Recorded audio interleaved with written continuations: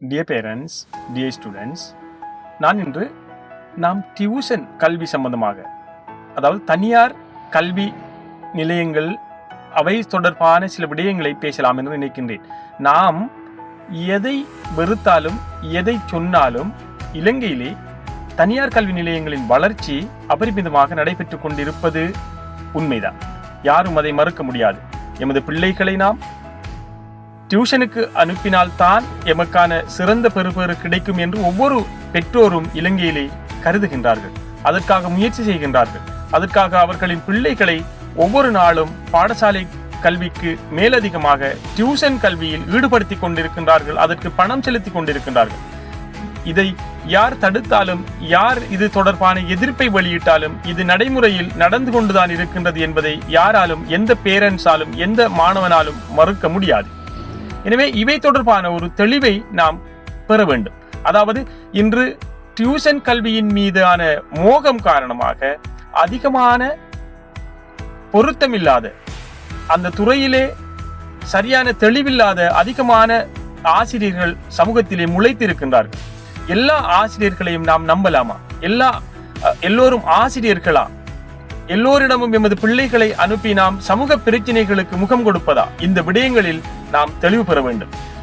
எமது பிராந்தியத்திலே யாராவது ஒருவர் வருமான வழிகள் எதுவும் இல்லாத போது திடீரென ஒரு டியூஷன் ஆசிரியராக, ஒரு டியூஷன் ஆசிரியையாக முளைத்து ஒரு சிறந்த கொழுத்த வருமானத்தை உழைக்கும் நிலையை நாம் எல்லோரும் கண்டு கொண்டிருக்கின்றோம்.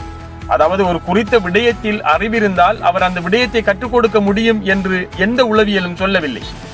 குறித்த விடயத்தில் உள்ள அறிவோடு அவருக்கு அந்த விடயத்தை கற்றுக் கொடுப்பதற்குரிய திறன் வேண்டும், ஸ்கில்ஸ் வேண்டும்.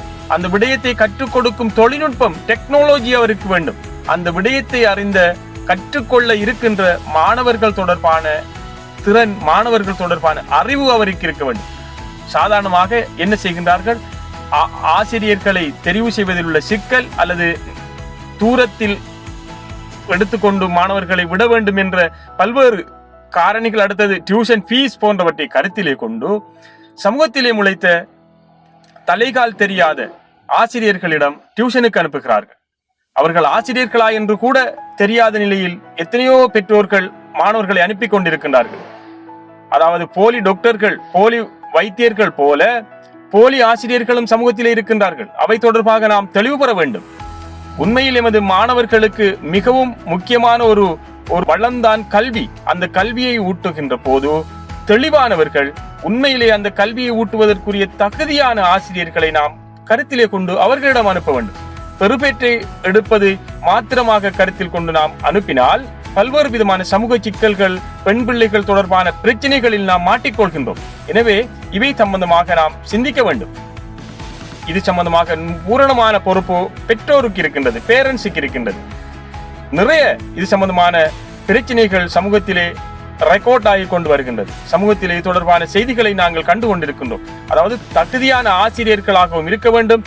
அந்த விடயத்தை பாதுகாப்பான முறையில் மாணவர்களுக்கு கற்றுக் கொடுத்து அவர்களை வீட்டுக்கு அனுப்பக்கூடிய திறனும் உள்ள ஆசிரியர்கள் இருக்க வேண்டும். ஆசிரியர் என்பது ஒரு சேவை.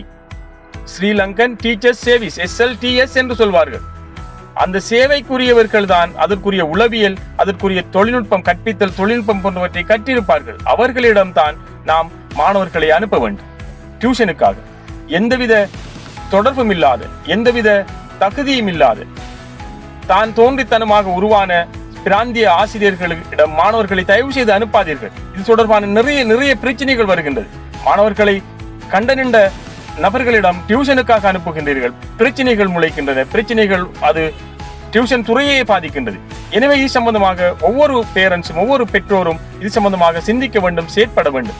உண்மையில் எவ்வாறான ஆசிரியர்கள் சமூகத்திலே நாம் சில நேரம் அந்த ஆசிரியர்கள் அறவிடும் டியூஷன் ஃபீஸை கருத்திலே கொண்டு பொருத்தமில்லாதவர்களிடமும் அனுப்புகின்றோம். அவையெல்லாம் சரியான விடயம் அல்ல. நாம் எவ்வளவோ பணம் செலவு செய்கின்றோம், எவ்வளவோ தேவையற்ற செலவுகளை நாம் செய்கின்ற போது இந்த கல்விக்காக செலவு செய்வதற்கு நாம் பின்னிக்க கூடாது. செலவு செய்கின்ற போது பொருத்தமான ஆசிரியர்களிடம் மாணவர்களை அனுப்பி சிறந்த பெறுபேற்றை பெறுவதற்கு நாம் ஊக்கப்படுத்த வேண்டும். ஏனைய சமூக பிரச்சனைகள் ஏற்படாது தவிர்ப்பதற்கும் நாம் நடவடிக்கை மேற்கொள்ள வேண்டும். இது எல்லாம் 100% பேரண்ட்ஸின், பெற்றோரின் கையிலே தங்கி இருக்கின்ற விடயங்கள். இவை சம்பந்தமாக நாம் தெளிவு பெற வேண்டும். இவை சம்பந்தமாக சிந்தித்து செயற்பட வேண்டும். இவை நான் சொல்லுகின்ற விடயம் மிகவும் சிக்கல் வாய்ந்த விடயம், நிறைய பேசக்கூடிய விடயம்.